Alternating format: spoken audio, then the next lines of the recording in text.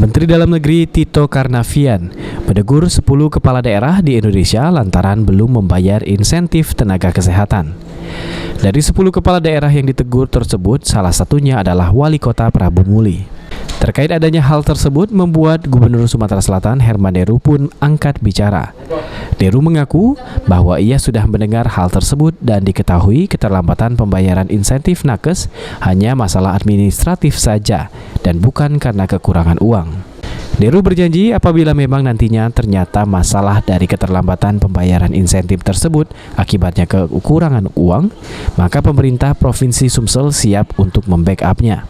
Yang belum dibayarkan, Pak? Iya, ada di salah satu pemerintah kota ya, itu hari ini kan angkanya kemarin sudah saya perintahkan untuk cek apa masalahnya, apakah administratif atau masalah keuangan. Kalau administratif saya minta untuk disegerakan, tapi kalau masalah keuangan kita bisa bantu melalui percepatan misalnya bagi hasil pajaknya atau insentif-insentif. Biar tidak terulang kembali, Pak, imbauannya seperti apa, Pak? Ya, itu kalau tidak salah ada keterlambatan di bulan Juli saja.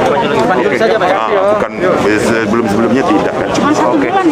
Yang bulan Juli kalau yang saya dapat laporan kemarin Juli saja. Tapi mungkin administratif aja.